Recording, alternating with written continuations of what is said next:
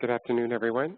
Thank you for joining us today for our webinar on identity theft, tools and resources to help clients protect their identity.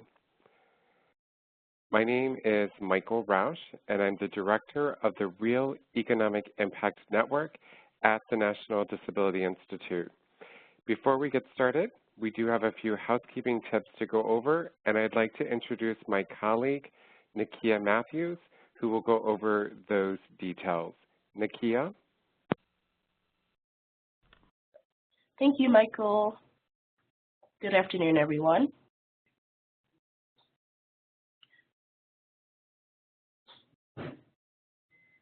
Michael, do we have the captioning slides in, or should I just ad-lib here? So, well, I will take it back for just a minute. There is a slide out of order there, no problem. I would like to recognize our sponsor for today's webinar, which is Bank of America. And Bank of America has been a longtime supporter of the Real Economic Impact Network. Back to you, Nakia. Great. The audio for today's webinar is being broadcast through your computer. Please make sure that your speakers are turned on or that your headphones are plugged in. You can control the audio broadcast via the audio broadcast panel, which you see below. And if you accidentally close this panel or if the sound stops, you can reopen it by going to the Communicate menu at the top of your screen and choosing Join Audio Broadcast. If you do not have sound capabilities on your computer, or if you prefer to listen by phone, you can dial the toll or toll-free number you see here and enter the meeting code. Please note that you do not need to enter an attendee ID. And I'll leave that slide up for just a little bit longer in case someone needs to write down the numbers.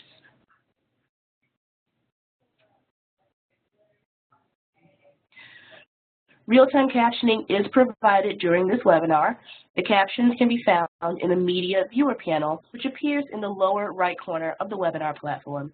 If you do not see the captions, you may need to open the Media Viewer panel by selecting the Media Viewer button in the upper right corner of the webinar platform. If you would like to make the Media Viewer panel larger, you can do so by minimizing some of the other panels like chat or Q&A, and conversely, if you do not need or want to see the captions, you can minimize that panel. We will have time for questions at the end of the webinar. Please use the Q&A box to send any questions that you have during the webinar to us, and we will direct those questions. You can also use the chat box to send me, Nakia Matthews, or Michael Rausch a question. If you are listening by phone only and not logged into the web portion, you may also ask questions by emailing them to Michael directly at mrausch@ndi-inc.org. Please note that this webinar is being recorded and that the materials will be placed on the NDI website at www.realeconomicimpact.org.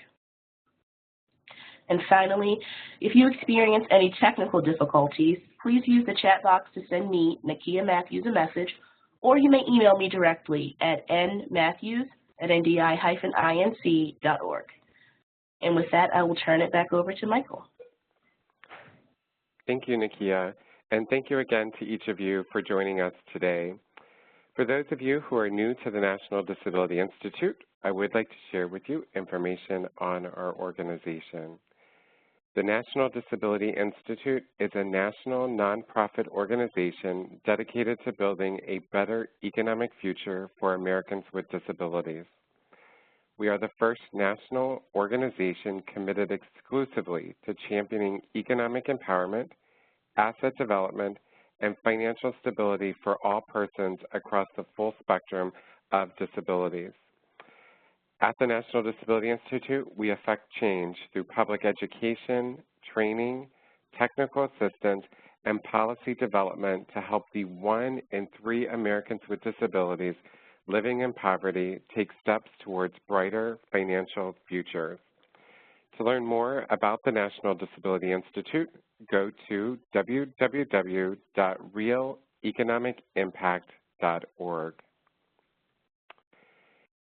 We hope that if you are not already a member or a partnering organization of the Real Economic Impact Network, We hope that you will join us for this national movement on building a better economic future for persons with disabilities. The Real Economic Impact Network is an alliance of organizations and individuals dedicated to advancing the economic empowerment of people with disabilities, and consists of more than 4,500 members located throughout the United States, and it includes a variety of organizations, nonprofits, community tax coalitions, financial education initiatives, corporations and private sector businesses, federal, state, local governments, and agencies, as well as individuals and their families with disabilities. All partners join forces to embrace, promote, and pursue access to and the inclusion of people with disabilities in the economic mainstream. It is free to join, and to learn more, you can go to our website, www.realeconomicimpact.org. I'm excited today for our webinar on identity theft, tools and resources to help clients protect their identity. This is definitely a topic that comes up from many of our partners from across the country on how do they help clients protect their identity, but also what do we do if an individual we're working with has their identity has been compromised. An estimated 17.6 million individuals were victims of one or more incidences of identity theft in 2014, according to the Department of Justice. Persons with disabilities are not immune to this issue, and at times may be more vulnerable to having their identity compromised. To share with us more information on this topic, I'm grateful to have my new buddy, Cindy Liebes, who is the Regional Director of the Southeast Regional Office of the Federal Trade Commission, share information with us on how we can help our clients, but also what we need to know as well to protect our identity. So with that, I would like to turn it over to Cindy. And Cindy? Yes. You're good to go? Thank you. And I gave you the presenter so you can advance your own slides. Welcome, Cindy. Thank you. Well, thank you very much.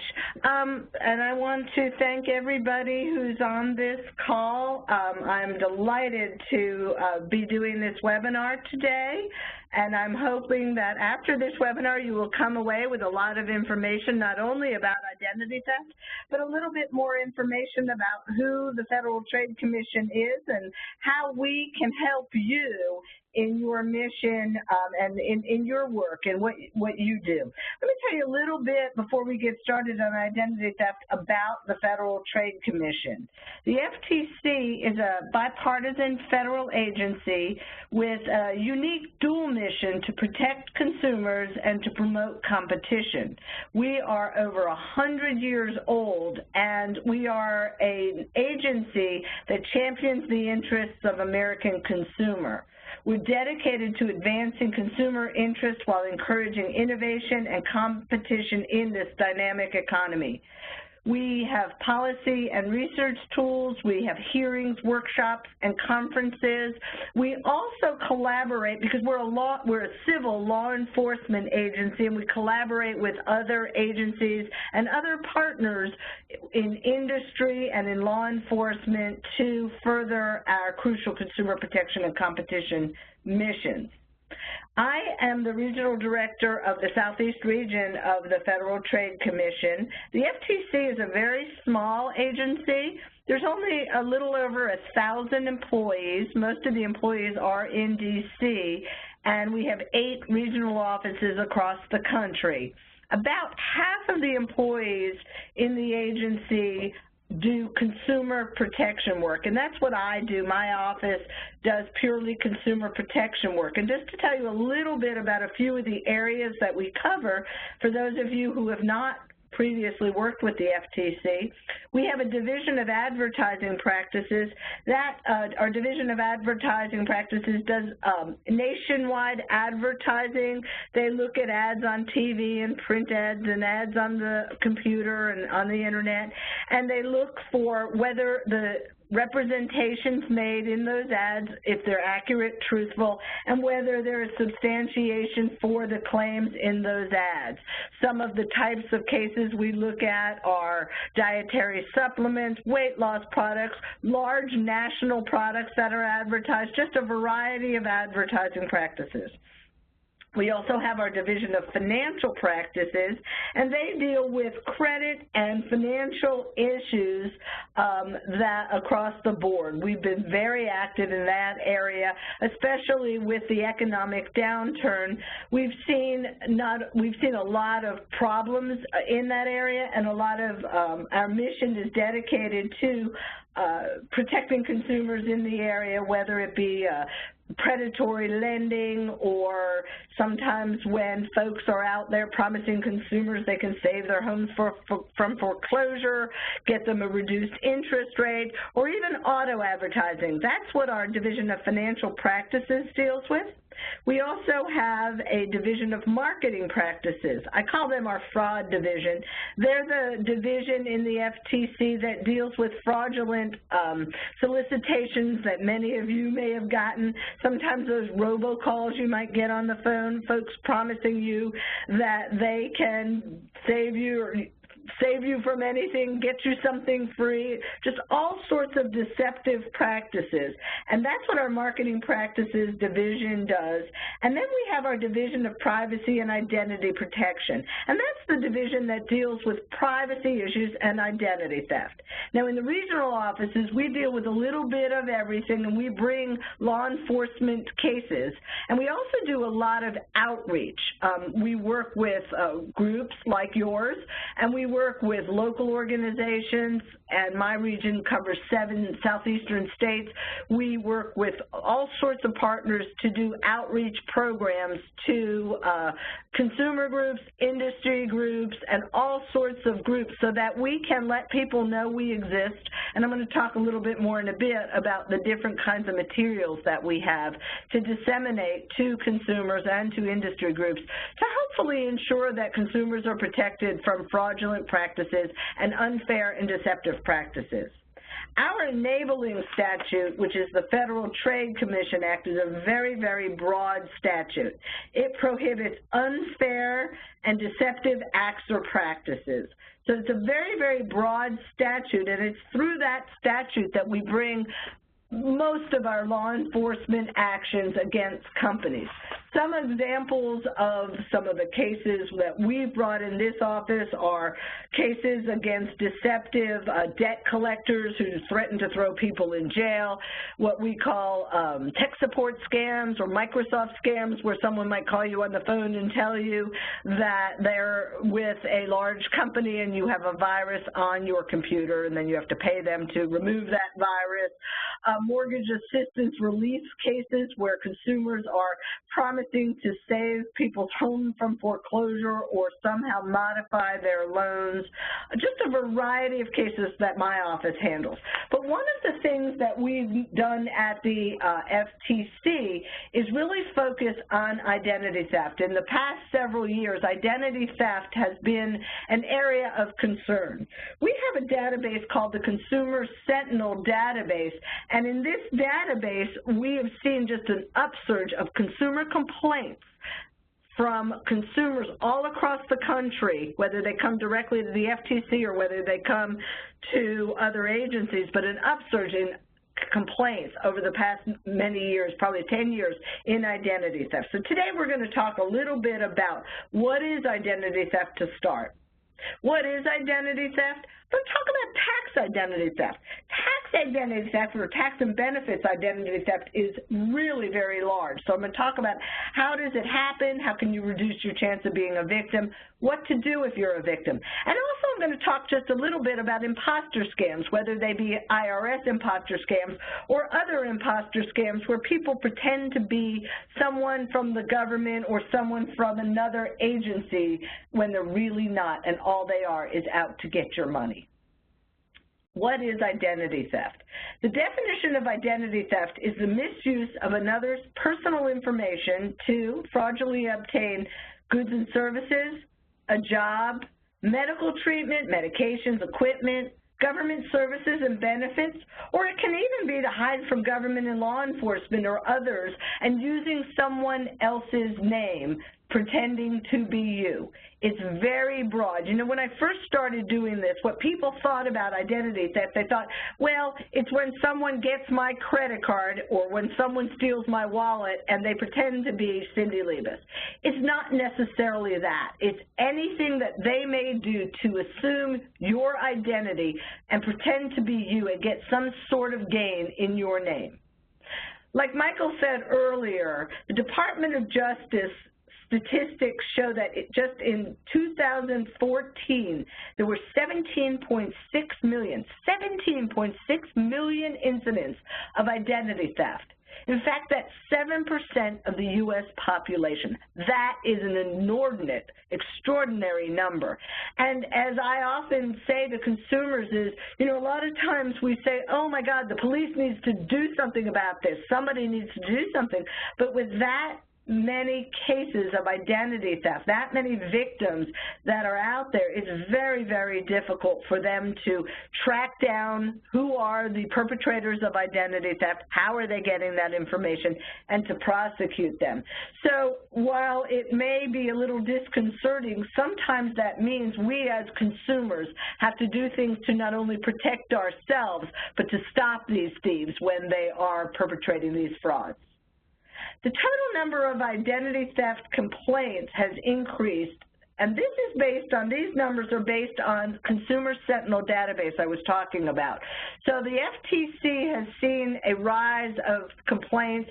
2013 it was about 290,000, then in 2014 330,000, and this year, just in 2015, it's almost up to 500,000 complaints that we have in our Consumer Sentinel database. And that doesn't necessarily include all of the 17 million people who've been the victim. Many people don't complain. Many times people don't complain to the FTC. They might complain to local law enforcement and it never makes it into our database.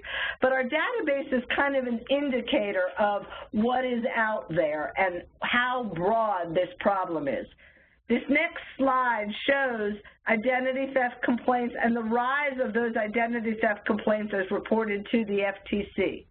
But what you can also see is this huge rise in what we call tax or wage identity theft complaints. So back in 2013, tax and wage identity theft complaints were around 87,000. This year alone, in 2015, or last year alone, 221,000 complaints, or almost 222,000 complaints about tax and wage identity theft. You know, when I first started doing this 10 years ago and looking at the statistics, we hardly ever saw this type of identity theft. We saw more credit-related identity theft, but it is just increasing exponentially in the tax and wage area.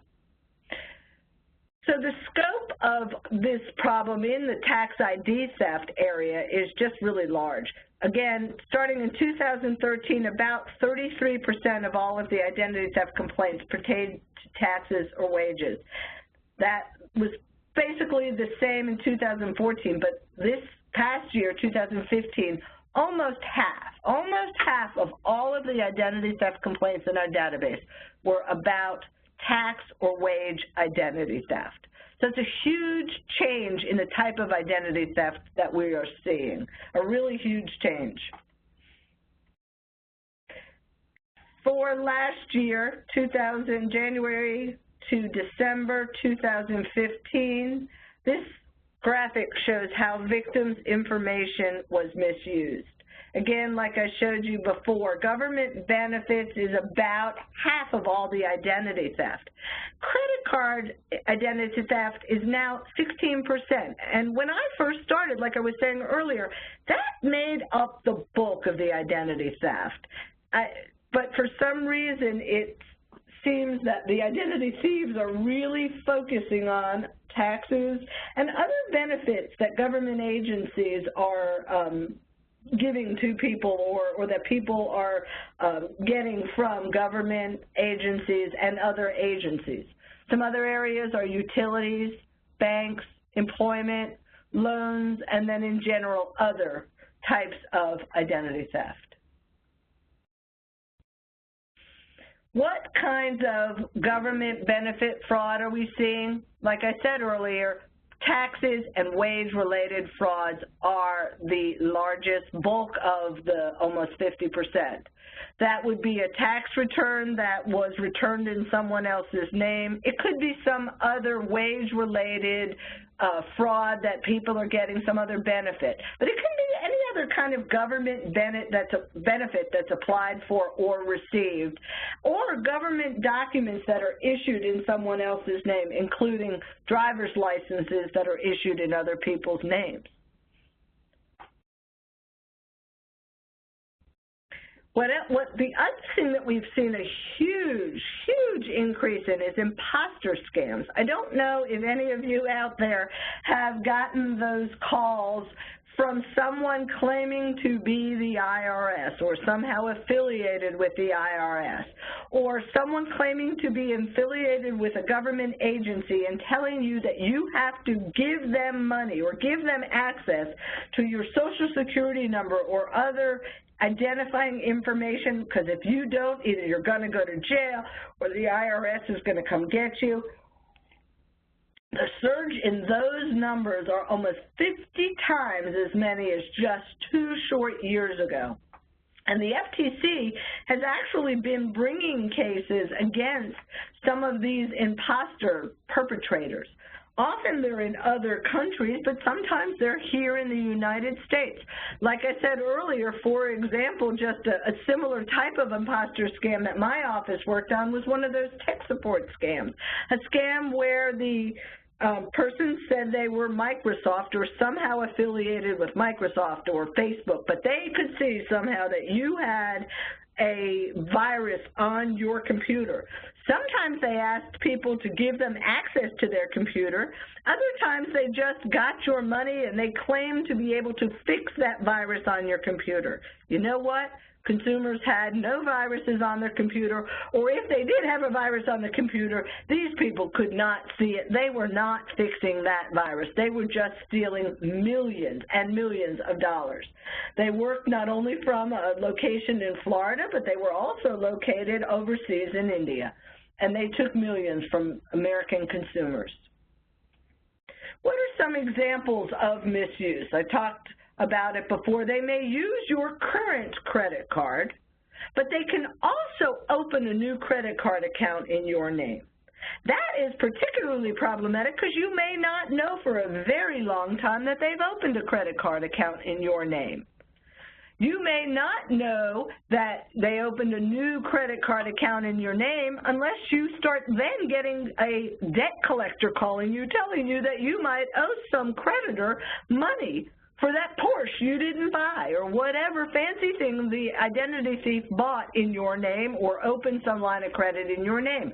You may not know it until you pull a copy of your credit report or you go to get a loan for a car or for a mortgage and you find out that you cannot get that loan because someone else has a home in your name or has ruined your credit because they had accounts opened in your name. They can also open utility accounts in your name. They can even apply for employment or get medical care. In fact, opening utility accounts happened to my daughter. She got a call from a debt collector who said that she had an account with DirecTV opened in her name, Well, my daughter lives at home with me. She doesn't have DirecTV, and they had it in a different name, but they had her Social Security number. Interestingly enough, when we went to the police, it was very frustrating because even though we knew the address where the account was set up, the police didn't seem to be interested in finding the people and, in fact, said, look, they're probably gone by now. That's why the debt collector is now coming after you.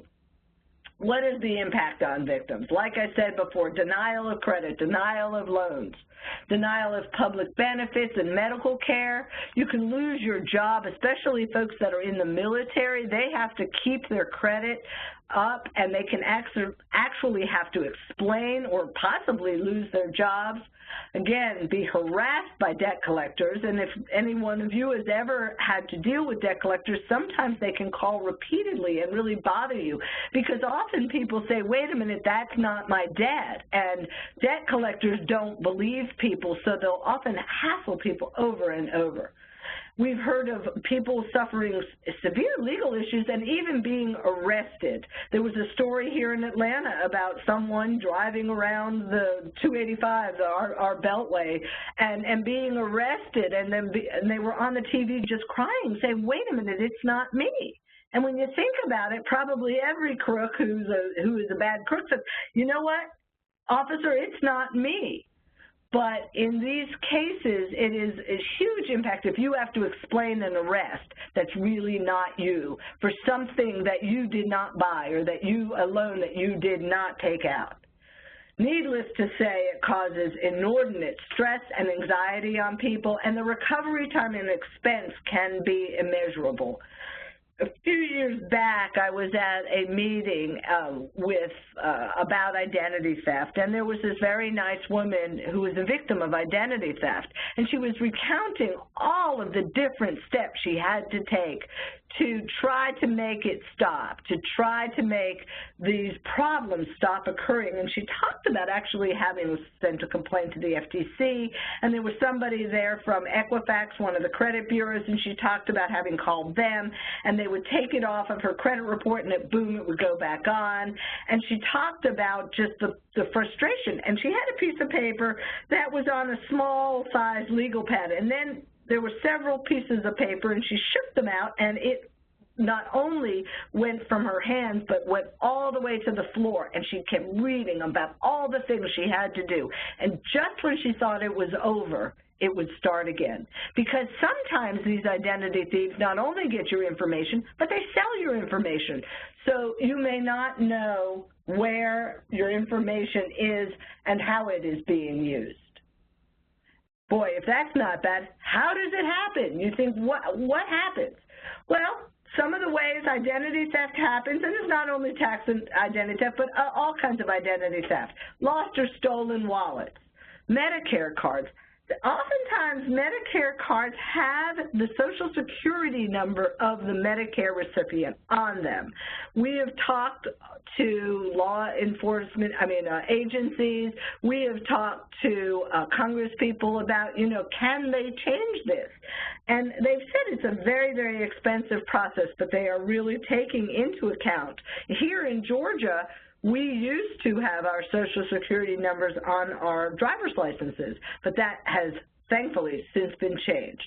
But also your smartphone has all sorts of information on it, and if it's not locked and it is not and if it's easily accessible, identity theft can easily occur. It can also occur by family, friends, visitors, and advisors. Quite often we've heard that, family or friends can use your information to obtain a lot of services. Sometimes it happens because, for example, a parent who has really bad credit can't get certain services, can't get utilities, and they might try to get it in a child's name. Or a friend or someone like a roommate might have access to information because you've left that information out. And we urge people to be very, very careful about leaving any personally identifiable information out for folks to see. Dumpster diving. You know, I used to see people rooting around in a large dumpster and think, oh, how sad, you know, maybe the person is homeless or hungry. And then I realized sometimes, no, that's not the case. Sometimes, unfortunately, the case is that they're rooting around the dumpster, especially sometimes behind a doctor's office or a professional's office. They're rooting around those dumpsters to see what kind of information they can get. Stolen mail, which might include tax return information.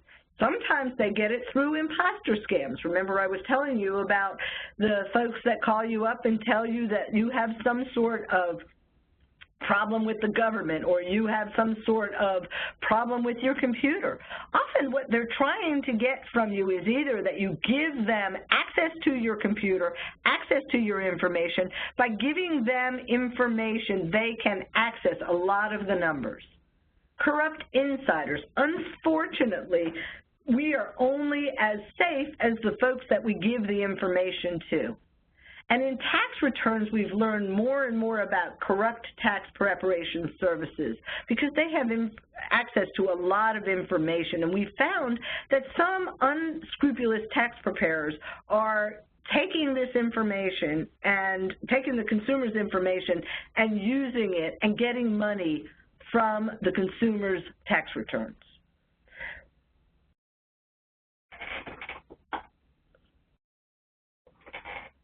How can it happen online? Data breaches. Boy, we hear about data breaches all the time. It seems like every day we hear about another data breach. And I often wonder, you know, I'm a federal government employee and I don't know how many of you heard, but all of my information was breached. And they have access to so much information about me.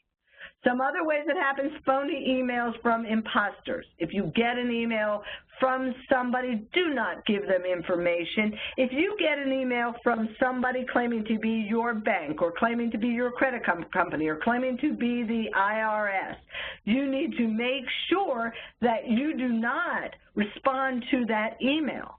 If you think, well, maybe my bank needs that information, maybe my credit card company needs that information for some reason, maybe they are telling me that I've had a breach and they need my information, you know what? Look on the back of that credit card. Call the number for your bank that is the number that you generally call, or go into the branch that you generally go to.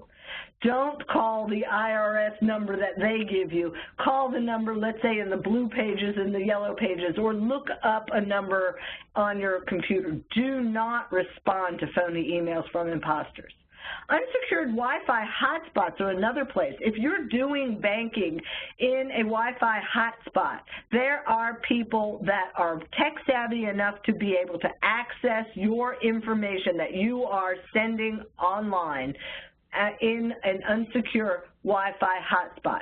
Make sure that any Wi-Fi hotspot you use is secure, but you should really never do any kind of banking or use or display any kind of personal information in a public Wi-Fi hotspot. Also, peer-to-peer file sharing and downloading software or apps from unknown sources. Those are ways that people can get information. One of the other ways is just sharing too much information online. It amazes me how much information people share online. You think, well, I'm not really sharing my Social Security number, but you share your name, you share your address, and boy, when it's your birthday on Facebook, that pops up. Now a crook has a lot of information about you, and sometimes all it is as simple as them Googling information about you to look back at old records, because a lot of the old records that the government agencies have on record contain your Social Security number and contain a lot of personally identifiable information. We really encourage folks, don't share information unless you really have to. Or if you're going to share information, you don't have to allow access to everybody and their brother. What are some of the warning signs that you may be the victim of identity theft? Well, if your Social Security number is lost, stolen, or compromised, you may be the victim of identity theft. If you have an unusual delay in getting a refund, you need to think, ooh, I might be the victim of identity theft. IRS notification, they may send you a letter. They will not call you, and they will not send you an email to tell you, but they will send you notification that there's been a duplicate tax return filing or some unreported income. For example, someone may have gotten a job in your name and now you have more income than you really earned, or duplicate dependents that you really don't have. That's a sign that something may be wrong and that you need to contact the IRS. What can you do to lessen your chances?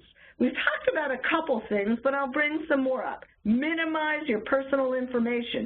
Minimize personal information that you keep in your wallet, that you keep in your smartphone. You know, I used to say nobody needs to have a wallet that's 2 inches thick. You don't need to carry around every credit card that you got from some store where you got your 10% discount like I do when you opened up a credit card. You don't need to carry all of those credit cards with you, and you don't need to have information on your smartphone.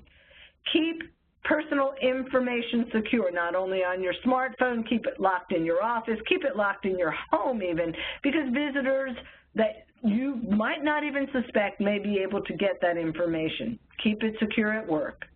Be careful what you share. This is what I talked about earlier. Don't give information unless you know who it is, why they're asking, why do they need that information. I tell a story. My daughter was about 10 years old, and she was in the Girl Scouts. And, you know, you're filling out the little application for her to be a Girl Scout, and it asks for her Social Security number and mine. And I thought, why do they need my Social Security number or even hers? Thankfully, I didn't know hers, and I wasn't about to give them mine. But I asked them, why do you need this? And the person who I was filling out the information for said, I don't know. How many times do all of us go somewhere where we just routinely fill out that information? We routinely give our Social Security number to someone who doesn't need it. Theoretically, some people who are asking do need it. Your bank probably needs it when you open an account. Your doctor's office needs it. But what I tell people is they don't need it every time. Don't fill it out and wait till they ask you for it again. You know, the other thing is you don't necessarily, if your Medicare card contains your full Social Security number, don't carry it in your wallet. Or black out all of the numbers. You know what, if all of a sudden you have to go to the hospital or you need medical treatment, your doctor probably already has that number from past visits. Or the hospital will treat you and you can get them the full number. If you're uncomfortable, like some seniors often are with that, you can just leave the last 4 digits. But you do not need to have the full number contained in your wallet, because if you lose your wallet, guess what? Anybody has your Social Security number and a lot of other information that they can get from your license. Don't click on links sent in unsolicited email. Monitor and review all mail and financial statements. So if your Macy's bill doesn't come 1 month, don't say, woohoo, I don't have to pay Macy's. Think maybe somebody got a hold of that information.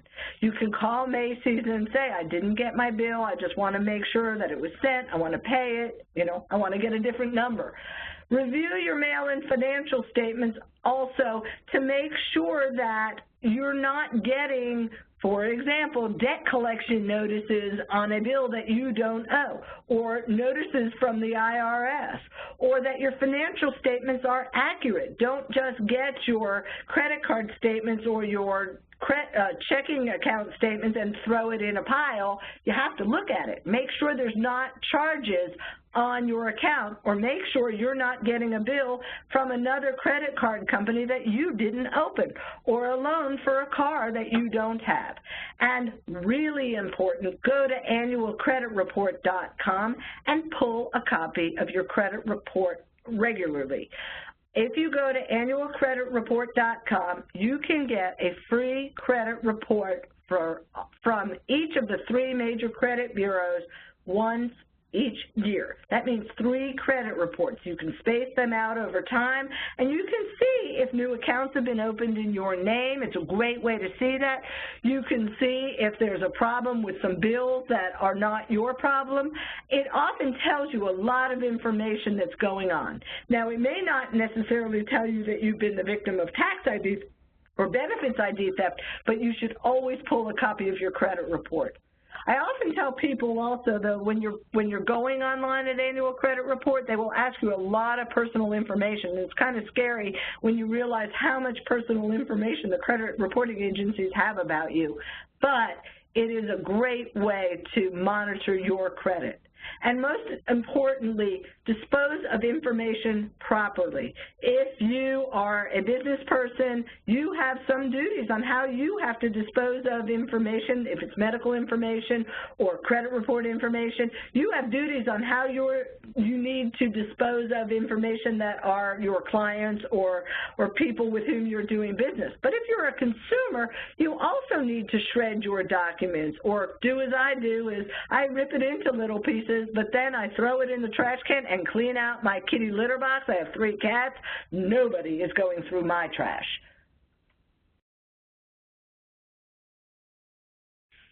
For tax returns, when you are preparing and filing tax returns, and especially this time of year, know your tax preparer.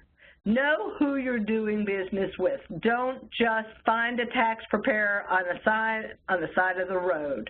Really, you need to know who is the tax preparer and what are their qualifications. Find out about them, ask your neighbors, ask your friends, because it really is a problem that we've seen on the rise. When? Mail your tax returns as early as possible in the tax season. That way you won't be the recipient of the notice that says someone else has gotten to your tax returns before you and they have gotten your refund. If you're mailing, don't put your tax return in outgoing mail, and mail it directly from the post office. And I say that holds true for really all mail. I suggest that people don't put up the, red arm on your post box at home. Do it at the post office, because putting up that red arm is a signal to crooks out there. There may be something good in this mailbox. If you're filing electronically, as I talked about before, use a secure network.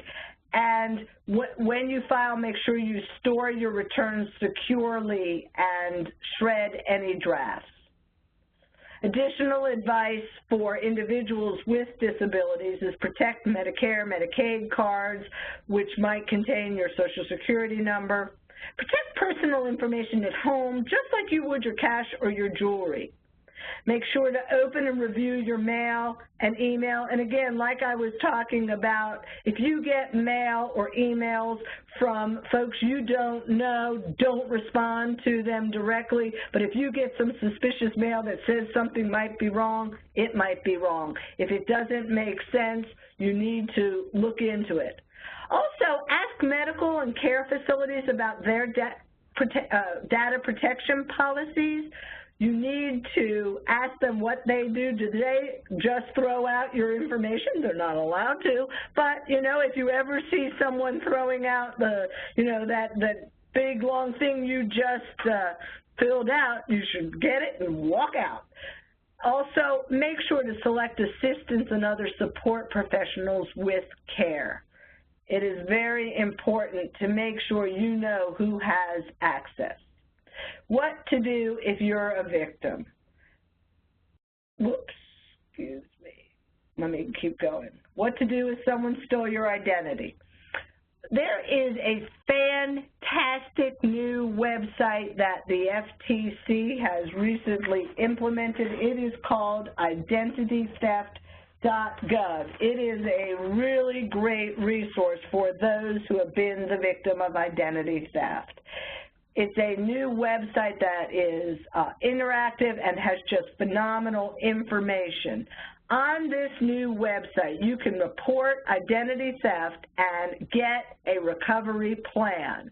It allows you to browse recovery steps. to file a complaint, tell us what happened. You get a personalized recovery plan that's personalized to you. So if you've been the victim of tax identity theft, then it will be personalized for that.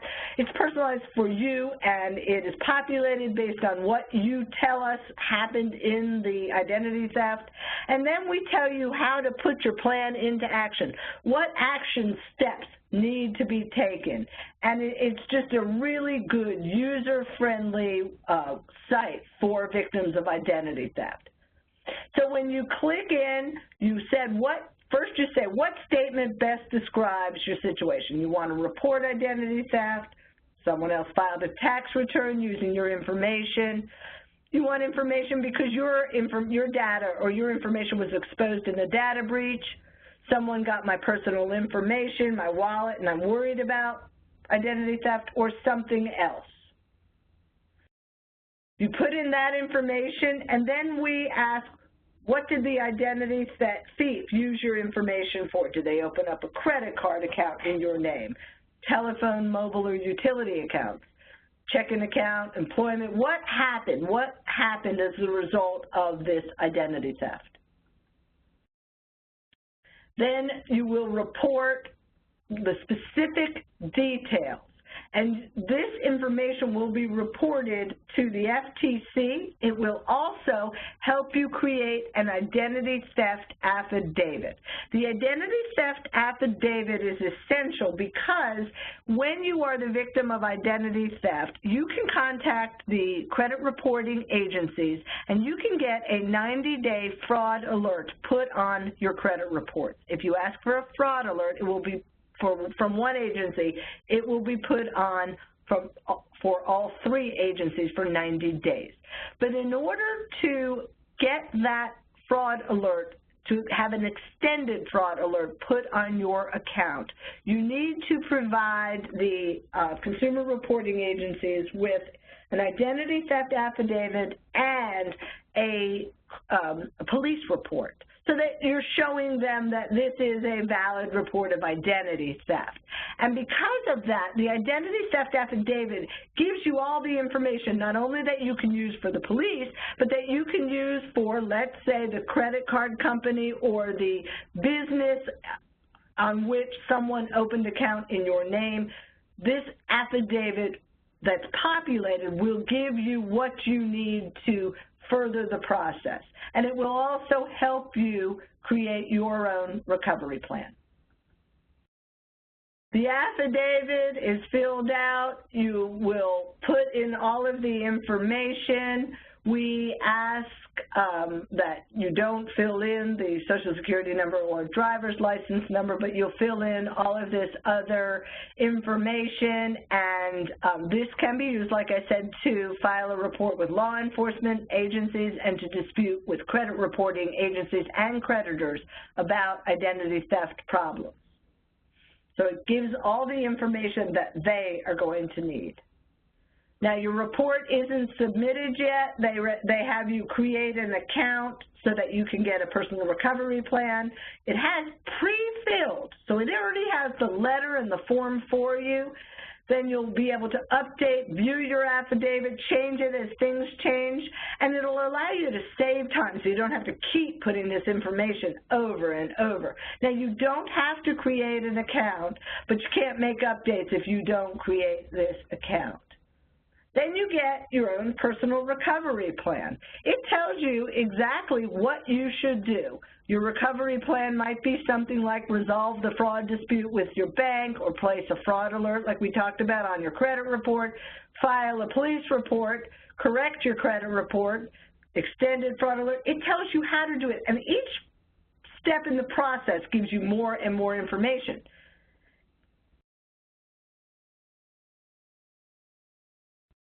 Sorry, let me go back. It gives you more and more information. It also will tell you, okay, why do they need this information? What else do they need? And how will it be used by folks? It also puts a complaint into the FTC's database. Why is that important? Well, the complaints in our database, remember those numbers that I showed you earlier on, those numbers are used not only to track the numbers of identity theft complaints and showing that they're getting bigger and bigger over the years, but it also can help law enforcement agencies see trends and problems in certain areas. So, for example, if all of a sudden we are seeing a surge in identity theft complaints coming out of one particular area, we will work with law enforcement, and law enforcement has access to the Sentinel database 24/7 where they can see these trends and maybe do something about some of these identity theft complaints and maybe target some of the folks that are perpetrating these identity thefts. It's 10 minutes before we're going to stop, so I want to open this up to questions because I've gone on and on. I'm hoping there are some questions out there, and hopefully I'll be able to answer them for you. Great. Thank you so much, Cindy, and thank you for all of this great information. So we do have several questions, and hopefully we will be able to get through all of them. If you have additional questions, please go on and keep putting them in the chat box and the Q&A box, and then we will direct those questions. Before we get into the questions, though, I do want to share a personal example of how this information, particularly during tax time, is really important for us to be aware of. So I am a VITA volunteer. I do provide free tax preparation services through VITA Services. 2 years ago, we were doing taxes for a group home that actually there was a few of the group homes that were all owned by the same group. And as we were doing the taxes for individuals, we noticed that their tax returns were being denied, and come to find out, somebody else had already been filing their taxes for several of the individuals in the group homes, but the individuals were not getting the tax returns, or they had no record of doing it. And so in that situation, because we were doing the taxes, their tax return was denied, we were able to identify that their identity had been stolen, and be able to start rectifying that situation. So I just share that as an example because in the work that we do in this field, there's multiple opportunities where we might hear or witness these situations and where we can be advocates, but now we have additional tools that we can share. So I just wanted to be able to share that example of how we were able to identify several individuals whose identity had been stolen during tax time. That's wonderful. And if you're, one thing I didn't say is if your identity is stolen or if you are the victim of tax ID theft, you definitely need to also contact the IRS. They have been really great at advocating for victims of identity theft. They have on their website wonderful information, but they will provide victims of identity theft with a special PIN number that can be used to file your tax returns. That will make it much more secure when you file in the future. Great. Okay, so we're going to see how many questions we can get through. So we're going to do kind of a speed round, all right? So the first question that's come up is, if an individual signs up for the Do Not Call list, how long does it take to get off the number? How long does it take for their number to get off the list? You mean how long does it take where you won't get those calls anymore? Yes. It should stop within 30 days. Now, let me make a lot of caveats on Do Not Call. On Do Not Call, your name or your number may still be called by political organizations, and those of you who live in some of the states where the primaries are early, you're probably getting those calls. Charities can still call you, but if you tell them to stop calling you, that you do not want to receive those calls, they must stop. But within 30 days, companies who are telemarketing to you must stop, must buy the list and then take you off the list, or take you off their call list. So it's a follow-up question to that. What if I am on the Do Not Call list and I get calls from the from the groups who are calling to say I'm with a computer company and want to check the security of your computer, and they still contact you. And I hope I got that question right. So if I didn't, to the person who asked that, please submit it in the chat box. That's a great question, and let me tell you, that's the problem, is the folks that are perpetrating these frauds do not care about the do not call list.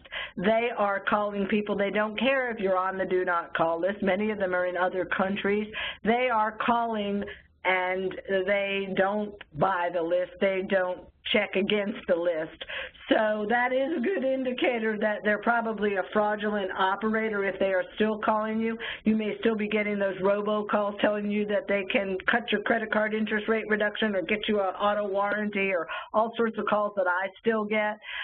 Unfortunately, many of these calls, while we bring law enforcement actions, as do state attorneys general's offices, as do U.S. attorneys' offices, and all sorts of law enforcement agencies, we work together to try to stop these. We actually at the FTC had a thing called a robocall challenge, where we were trying to, we had a monetary challenge for $50,000 to come up with a product or a process to stop these robocalls, because often they come from phone numbers that appear to be, for example, legitimate phone numbers in your area code, and they're actually coming from other countries or they're spoofed phone numbers.